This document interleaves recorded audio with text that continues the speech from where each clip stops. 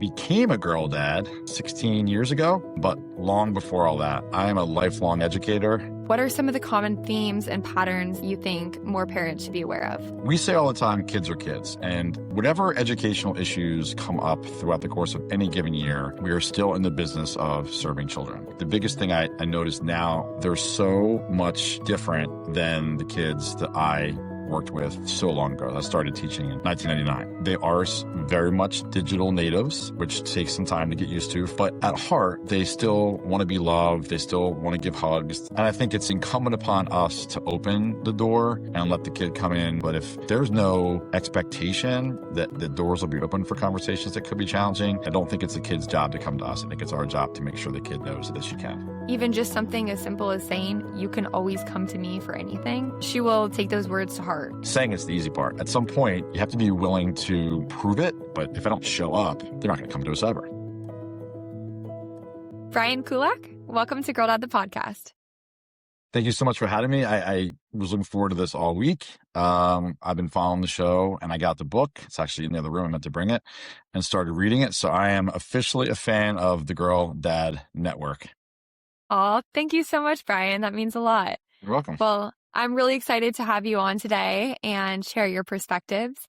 But before we get into everything, I would love for you to just introduce yourself to the audience and tell us a little bit about where you're from, your work, and your family. Sure. So I became a girl dad 16 years ago. My daughter, Abby, our first, was born.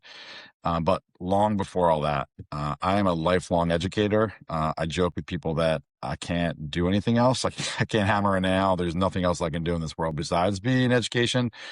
So I'm in South Jersey in a small town called Haddon Township.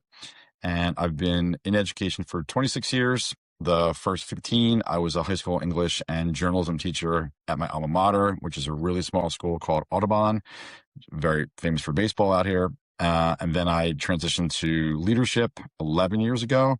So the first few, I was what is called Chief Academic Officer in our district. It's a fancy name for just curriculum, instruction, professional development. A lot of schools call it Assistant Superintendent. And then the principal where I am now at a school called Tatum, and I switched. So she had never been in a district position and was kind of needing a change. I was needing a change. I was kind of getting bored without the kids, and I wanted to be a principal. So I joined Tatum 8 years ago. It's been one of the best experiences of my life. I'm a twice published author through EduMatch Publishing. My first book is called Level Up Leadership. It is about educational leadership, and the second one just came out last year called The Hot Seat, which is what my podcast is about. You're going to be on July 2nd. Can't wait to have you on mine. And it kind of explores some pretty heavy hitting issues that I explored with my kids when I taught seniors so long ago. I'm talking to them all now. And then folks like you about things that are more life affirming than the school could ever teach us. So that's kind of who I am. And I'm looking forward to talking to you and about Abby. Oh, well, again, I'm so excited to have you, and I'm excited to be on your podcast in July. But I love this perspective of high school teacher and principal. And we talked a little bit about this, but it's really interesting. You know, most people's last experience with teenage years is when they were a teenager themselves. Or even same with elementary school, right? Like when that was their experience. And you have a really great inside scoop into more of the latest, modern teenagers and elementary school students. And I would love to just kind of kick things off with, you being a principal now and working with young kids. What are some of the common themes and patterns that you're seeing that you think more parents should be aware of? Great question. Yeah, I've successfully navigated all levels of school except middle school, which I will never do. And we can talk about that offline, but that's just not my jam. So like I said, I started my career teaching sophomores, juniors, and seniors, but then I really started to specialize in seniors after about my second or third year. And my school now, at which I'm a principal, is K-5. So I love when you frame this question offline as we were preparing for the show. I had not really thought about that sort of continuum that I find myself very much in the middle of. So I'll start with elementary. So we say all the time, kids are kids. And whatever educational issues come up throughout the course of any given year, we are still in the business of serving children. One of my favorite my mentor, who appears in my book, and he was the reason I became a teacher, always used to tell a story, and he repeated it recently to me when he said, when people asked him what he taught, they meant what subject. It's a generic question at parties or bars or whatever. And he would always say children. I never forgot that kind of mantra. So when I'm working with our children K-5, I think that the biggest thing I notice now, Madeline, is like they're so much different than the kids that I worked with so long ago. I started teaching in 1999.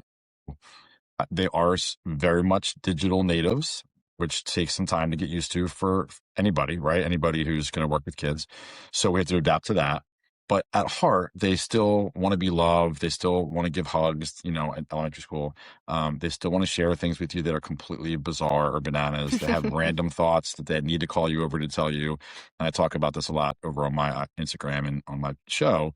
That's the good stuff. So that's what you have to lean into as an educator, reminding yourselves that all these kids have all this life experience, as do their parents, but all of it is rooted in education.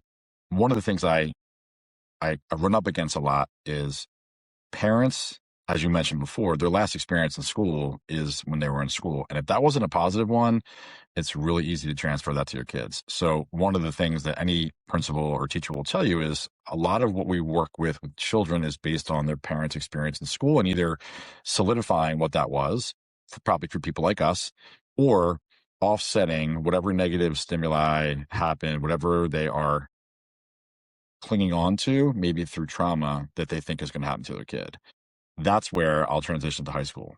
That's one of the biggest things I learned as a high school teacher is how much more I had to do, especially as an English teacher, how much more I had to do with young people, because in English, we can do and talk about a lot of things, right? My curriculum as a senior level teacher, I wrote, so it was all me. So I really wanted to explore the humanity of teaching children and adolescents at that point, and make relationships with them, make connections.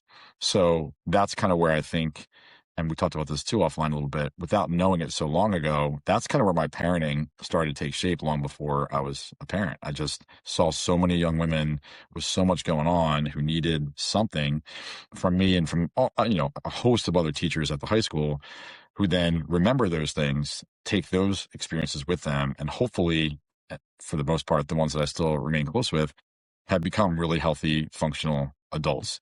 That's where I think my sweet spot has always been, just connecting with kids who then, little kids who become big kids and big kids who become adults. That's what I will always kind of remind myself has been the hallmark of my career. Mm. Yeah. Thank you for sharing that. I want to go a little bit more specific into that topic. So, what are some of the things that you've learned from the teenagers in your classroom that you've now directly applied to parenting your own teenager? It's a great question. The biggest thing I think I learned really early, and it was really more out of self-preservation, is they just want someone to talk to them like adults. There's nothing a teenager wants more than to be grown up. It's just, we all went through it, right? And then we get to be grown ups and we're like, oh man, that was better. There's no bills and kind of big time stuff to worry about. So the platform in my class was that I said this every year, I want to connect with kids. I want to connect with you before I try to connect you with literature and writing in the world. If I can't do that, it doesn't matter what we talk about. Because again, seniors have senioritis and they don't really want to be there for the whole year. So I took my, I guess, risky honesty with my kids. At that time, I was young. I was 22, going through a really challenging breakup with my college girlfriend, who I thought was the love of my life. So I brought that to class. I was living at home, like most of us do at 22, but my brother was still in the house and he was in the school. So I talked about that challenge. I talked about mental health and the things that were important to me early. So like pretty quickly, I was able to build some capital with the kids and they trusted me, which made my class something they wanted to come to. They look forward to, they would tell their siblings and friends about. So to answer your question, when the time came along for me to be a parent, I really only had experience with big kids. So I struggled. I mean, I think any dad who comes on your show and says he figured it out in the beginning is lying. It's so hard. And moms are way more important. It's just true. I don't care what anybody wants to debate. Mom's role, especially early, is more important. So I didn't really know what I was doing early, like most parents, but I feel like I have a better sense of what I'm doing now. My son is going to be 13 in a couple of weeks, and like I said, my daughter is 16. I feel like my parenting has gotten significantly better the longer I've been in leadership. Not necessarily the classroom, but in leadership, because I have to manage all those personalities every day in the healthiest, safest way for them and for me and for everybody. So that's where I think I've gotten better as a parent. But if you asked them that question when they were little, I don't think I'd be on your podcast. I would struggle. Yeah. Oh, well, you brought up a really important point, and it's related to this idea that, most people think of their teachers as an authority figure, which they are. But a lot of teachers, I think, just kind of focus on that piece of it. And it's like they are the authority. Like, you do what I say, you listen to me, attention on me.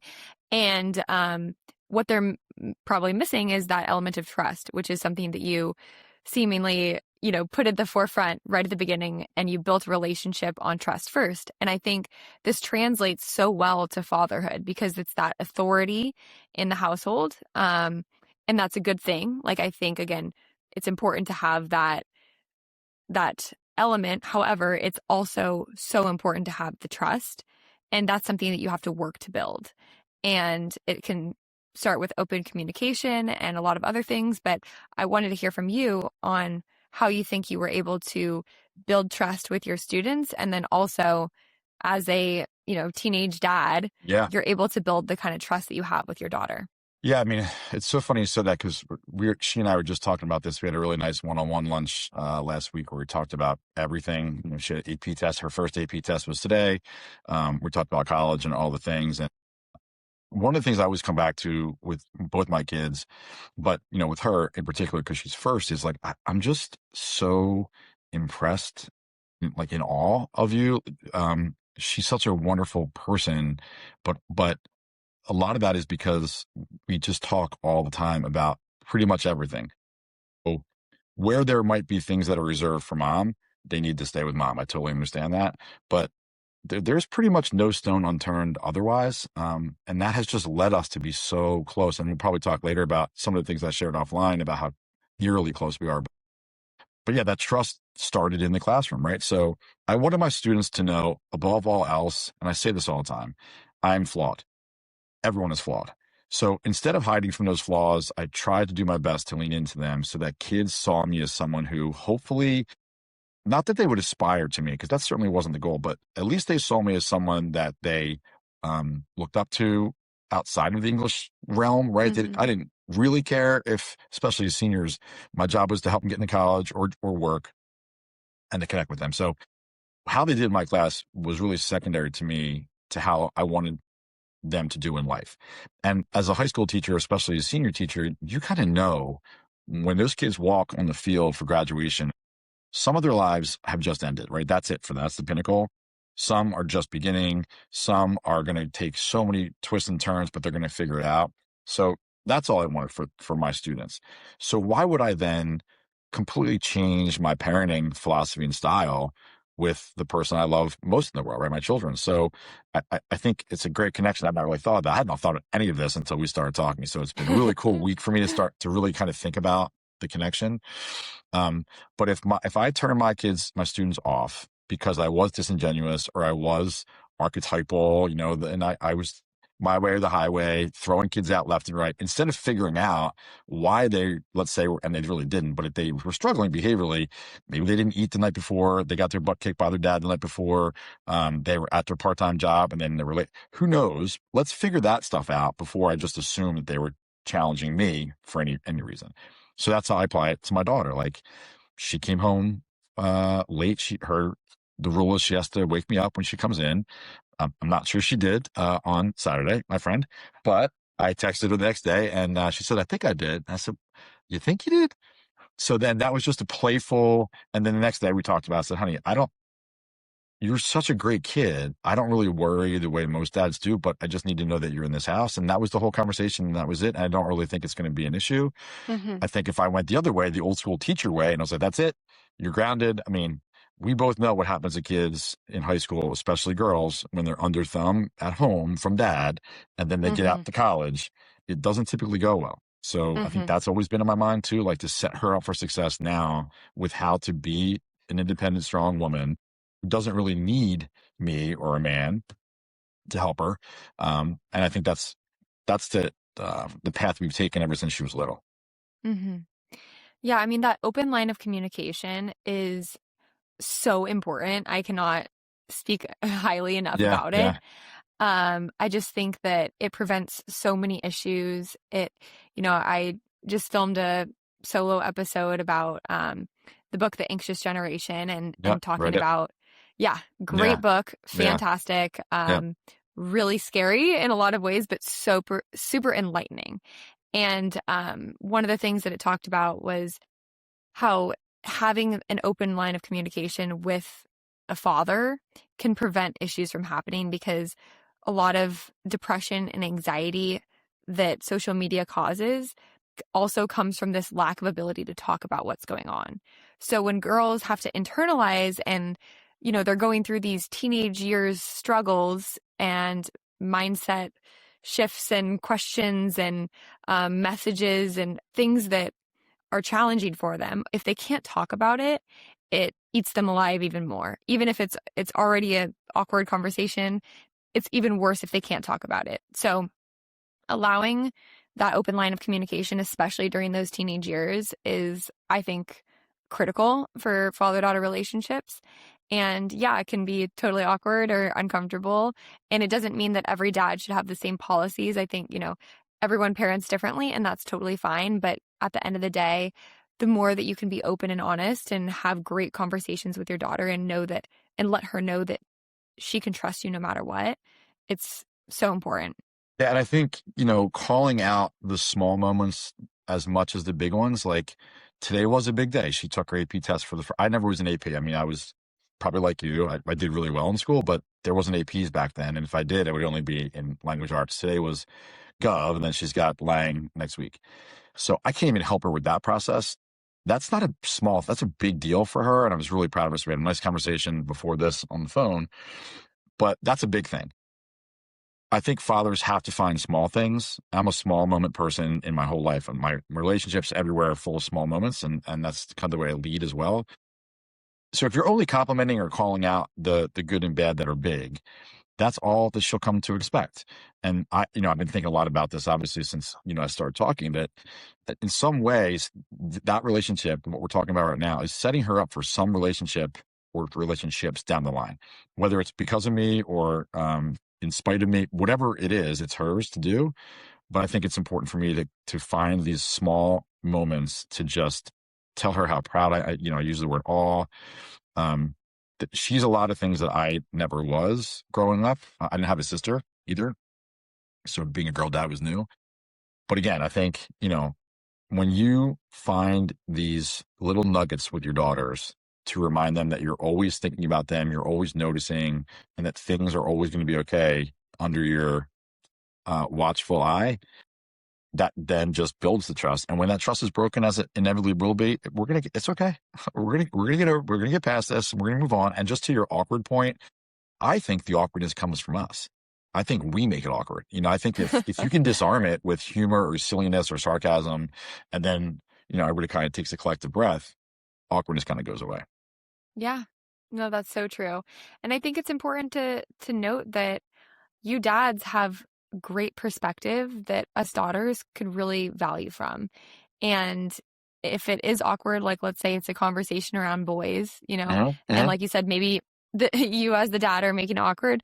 Although, as a daughter, I'm sure it could be awkward too. But you have so much value because you were once a teenage boy, and understanding your perspective can help daughters make better decisions and also just bridge that understanding gap that we all have between men and women. And if you can help her shed light into what maybe a male's brain thinks or how you think, how you operate, and it can help her be less hurt over a Yeah. situation per Yeah. se. Yep. Um, those are great things. And knowing that you have that skill and that ability hopefully will give confidence to dads to be able to speak to it, because sometimes us daughters, we need to hear it. Yeah. We Yeah. value from that perspective. Yeah. And I think it's incumbent upon us to open the door and let the kid come in, maybe like just peek around. Maybe it's one arm through and then maybe they come barreling through when they want to talk about things. But if there's no expectation that the doors will be open for conversations that could be challenging, it's, again, I think that's a fundamental failure on the dad part. I don't think it's the kid's job to come to us. I think it's our job to make sure the kid knows that she can. Yeah, I agree. And I think even just something as simple as saying, you can always come to me for anything, like she will take those words to heart. And it's the same thing as knowing your dad has your back, like telling her, I will always have your back no matter what. And you can always come to me for anything. It's that same sense of security and safety that your daughter will have when she hears those words and when she feels the truth behind them. If she knows that she can actually come to you, then she will actually probably not have to come to you as much as she would if she thought That's a she great, couldn't. right. That's a great point. And, I think that if the more capital, like I said before, that you build with showing up and being there, and then, every parent is supposed to say, you can tell me anything, I have your back, right? But it Hmm. becomes hollow the more you say without actually backing it up with a really challenging thing that you have to deal with your children. Not that I would wish that upon any of the dads who'll be on your show or your own dad, or I don't want that to happen. But at some point, you have to be willing to prove it. Saying it's the easy part. I can say every dadism, under the sun, but if I don't show up, if we as dads don't show up, they're not going to come to us ever. Yeah, it's so true. You have to practice what you preach. Exactly. Yep. Yep. Yeah. Well, let's talk a little bit more about your relationship with your daughter. I would love for you to tell us a little bit more about her. We know she's a teenager, and I know some things offline, but I want Yeah. you to share with the audience. And yeah, let's go from there. Yeah. I'm looking forward to this. So, her name is Abby. She is 16. She's an IVF child. So, she immediately considers herself, special, and she is. So we had to work really hard to have her. Um, she is, I think, the quintessential, equal parts mom and dad. So when she was here last, she laughed, and I was like, "Dude, you sound just like mom." And she's like, "I do." And then her uncle was here, and we laughed. She said, "Yeah, I mean, you sound exactly like mom." And then for me, like this age that we're in, as I mentioned, is among my favorites so far because our similarities continue to show up in the most silly ways. This is going to sound, and if you have to edit this because it sounds so cheesy, I totally get it. But we joke because there will be times when we will text each other almost simultaneously what our dinner plan should be, and it's the same. We will finish each other's sentences, and then we will go what, as if it doesn't happen all the time, right? It's a really weird symbiosis. But the biggest thing for she and I now is twofold. One is that she has decided to go to school for English. So when she told me that over this very dinner table, I had to like bite my tongue because I was so excited that she was choosing it. I can totally see why. She's an incredibly gifted writer, and she's able to analyze and do things that I wasn't able to do at 16. So I'm really proud of her for that. But the other thing that we share is this love of music, which I think that might be, I might like that more. It's her room. She decided to decorate her room with album covers. So every time she gets a new album, she has an LP player. The album goes up on her wall, so it's like a mosaic of all her. And so when you walk in, you get a really good sense of who she is as a person based on what she's listening to. So there's like SZA, there's Role Model, there's a lot of Taylor Swift. I threw in a Pearl Jam album because I'm a huge Pearl Jam guy, so it's just in there.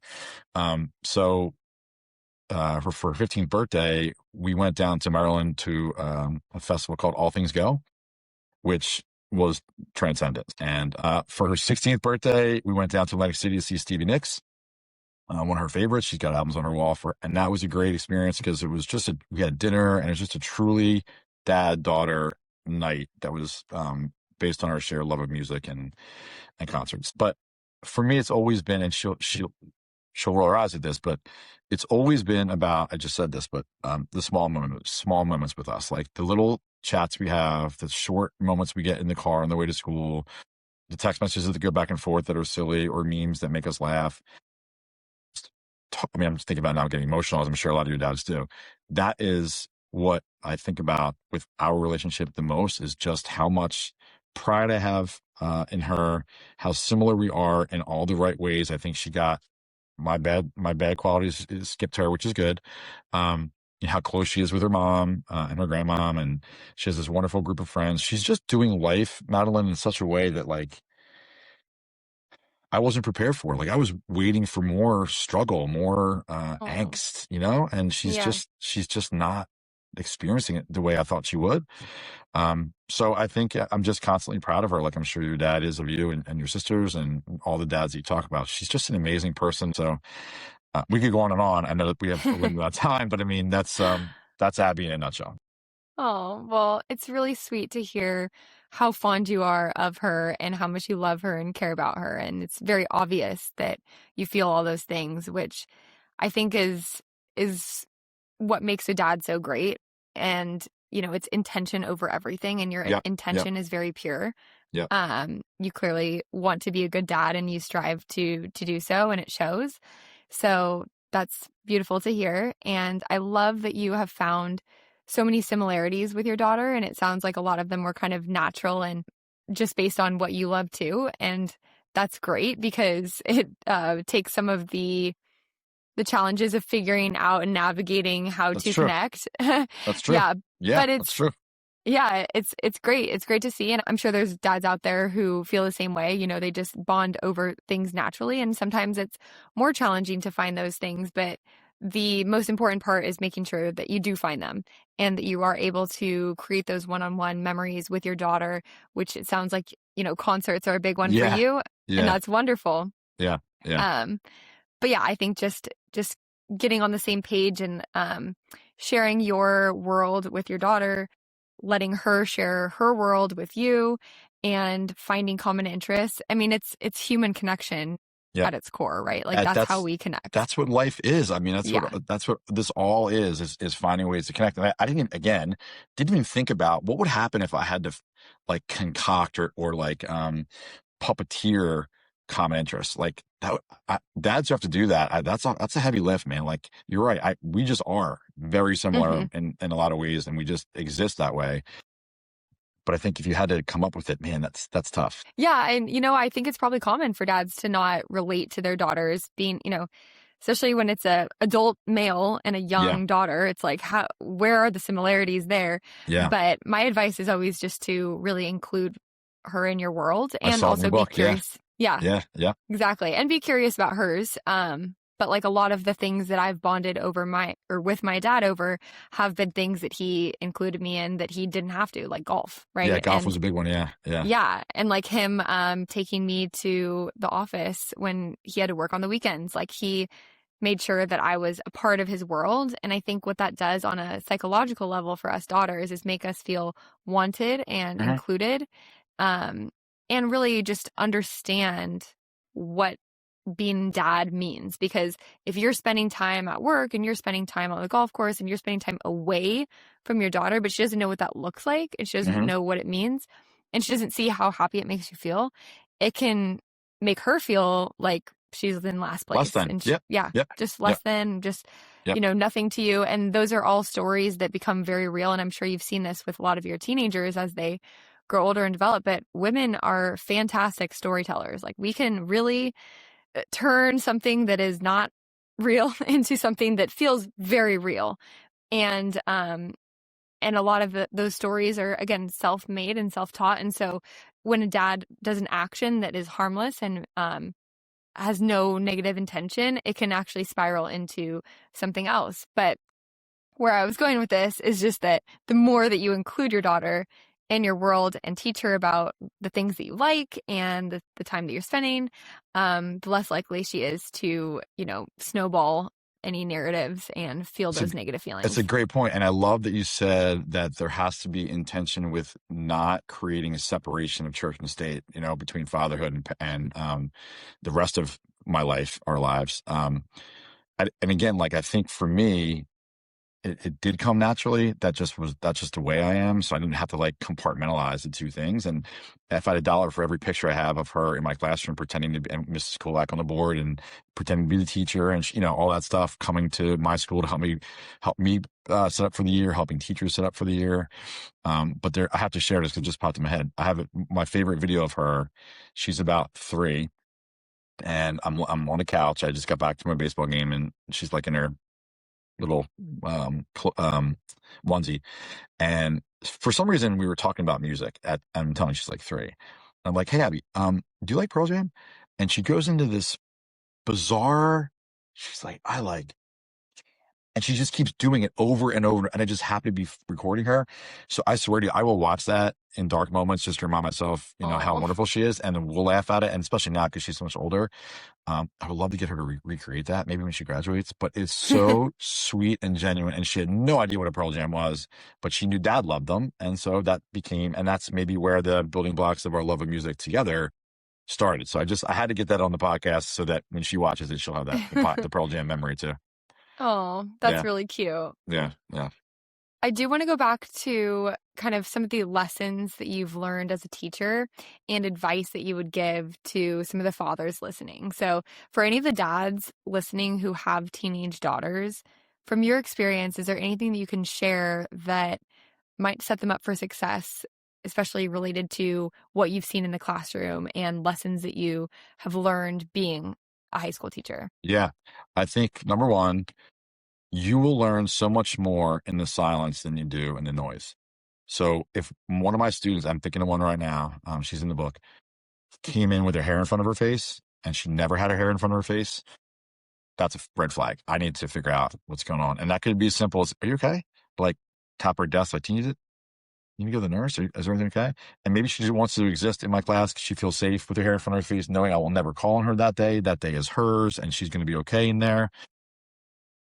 Or, a kid who typically raises their hand and always wants to contribute, and it's been like a week or 2 weeks, and you're like, I mean, Madeline, you okay? I haven't heard from you, especially if it's a small group. I had some honors classes that were very small. Those are the lessons that I learned way earlier, was that the silence is louder than the noise. So that translates to your home.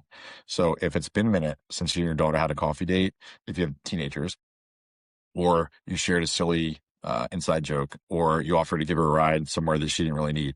And if the silence starts to build up, there's something brewing, and it could be you, it could be a boyfriend or a girlfriend, it could be mom, who knows, but you got to go figure what that is. And they might say, need space, please leave me alone. And that's okay too. Because it's not like every time a kid in my class was struggling, I swooped in and saved them. I mean, that's what I think a lot of TV and films make us think teachers do. Sometimes they tell me to get out of their way in more colorful language, and I do.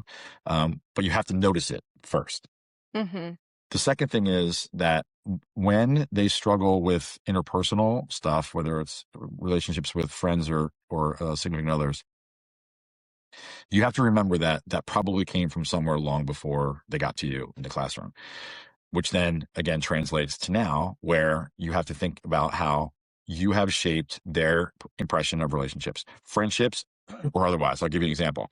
If your teenage daughter never sees you with your friends, never sees you have a drink with your friends, sees your friends come over for a game or whatever the case may be. I think that's setting them up for a strange dynamic with their own friends. If they never see you be comfortable as yourself, right? Like I mentioned before, I play baseball on Sundays 8 months a year, and she knows that. So she knows that's important to me. Golf is your dad's, baseball is mine. They need to see you having interests that are other than them, right? Because our lives are much more encompassing.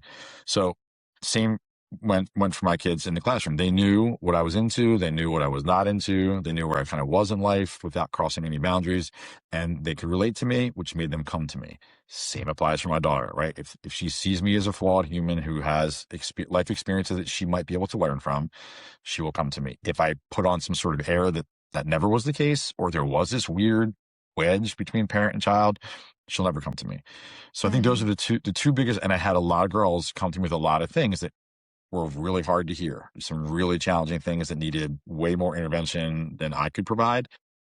But at least I was the first person they came to get them to the help they needed, Hmm. especially as seniors, man, because senior girls go through a lot of stuff. In fact, interestingly, Madeline, I just had three on my show. Three girls who had three completely different dad experiences. One committed suicide, one was absentee, and one is the quintessential dad. And offline, I made sure it was okay, but I wanted them to talk about their dad experiences. It was fresh in my Right. mind because of you and coming on your show. Um, and all of those experiences for all those girls shaped the rest of their lives and how they see men moving Yeah. forward. So it's all so important. Yeah. No, it really is. And I appreciate you sharing all of those pieces of advice, but I couldn't agree more. I mean, obviously, that's like why I do what I do. I'm a Right. huge believer in the power of the father-daughter relationship and how it shapes daughters. And really, I'm advocating for the family unit as a whole because fathers and daughters, that creates a mother as she grows up, Yep. and Yep. it's everyone, right? We're all a product of father-daughter relationships. Um, so yeah, I just appreciate everything that you've shared so far.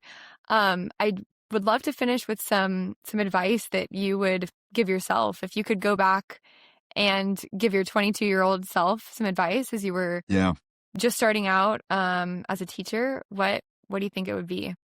I was fanatical about performance, earning tenure. And remember, I was in my alma mater. So and I was only 22. So I'm 4 years removed from these people teaching me. Now I'm in the same building trying to do the same thing. So I think I would have told 22-year-old Brian to just relax because I was hyper focused on everything from my planning to my instruction to what people thought of me to the kids like me. My brother's a junior, then my brother's supposed to be in my class as a senior, and it was just a lot for a 22-year-old kid. And I didn't say this yet, but I didn't know I had anxiety yet. I knew something was going on with me. I didn't know what it was until my 30s. So I would tell him, dude, all that stuff that's going on in your head and a little bit in your chest, that's okay. That's just part of how your brain works, and it's going to work out. I needed to relax. I do not Hmm. relax well now at 49. I certainly did not at 22. Yeah. No, that's good advice, and I would probably give myself the same advice. And then what advice would you give to teenage daughters? And maybe this is advice that dads can share with their daughters if they have teenagers or when they have teenagers. But just, being an educator, a teacher, principal, everything, you've seen a lot of different experiences and you provide advice all the time. So I feel like you're qualified to Yeah. support the daughters here. So daughters, I think we worry way more than I think we let on because I think dads are wired to um, be sturdy emotionally, and some of us aren't. And the worry is commensurate with the age that you are at. So if you're 9, I'm really worried about your ability to read on level, right? Or to socialize with friends or to understand that there are people with handicaps or whatever, right? If you're 19, I'm really worried about your relationship with alcohol or drugs or sex, right? I'm really all the time worried about that stuff, but it will never end. So as long as teenage girls realize that their dads are going to worry, hopefully for all the right reasons, that might help them give their dads a little bit of slack when they're annoying, because we are. So we often want to know more than they're willing to share. But I spend a lot of and it's not unhealthy, but I spend a lot of my time worrying. But as I mentioned, she hasn't given me a whole lot I don't expect it to start now. She's just not. So my worry is sort of more self-inflicted, waiting for a shoe to drop. Like, this can't keep going on this way. Like, she can't be this good a kid all the time, but she is, right? So maybe telling daughters to remind themselves that it's just a parent's job to worry. We just don't know how not to. Yeah, I like that too. It's important. And 98% of my podcast listeners are dads. So this is a very targeted audience of fathers with daughters. But I ask that because, again, I think it's always great to share perspectives between men and women and fathers and daughters. That's why I do what I do. As a daughter, I'm not here trying to pretend I'm a dad. But yeah, it's just interesting to hear your take on what advice you should give Yeah. daughters as well. So, Yeah. Yeah. yeah. And I think it comes down to, again, just understanding one another. Like if you're a dad and maybe you are worrying a lot and you sense that and you think it'd be valuable to kind of express that conversation with your daughter, then Do it. have that 100%. conversation. Absolutely. Yeah. Thank you for sharing that. And thanks for coming on this podcast. I appreciated this conversation. I'm sure the audience did as well.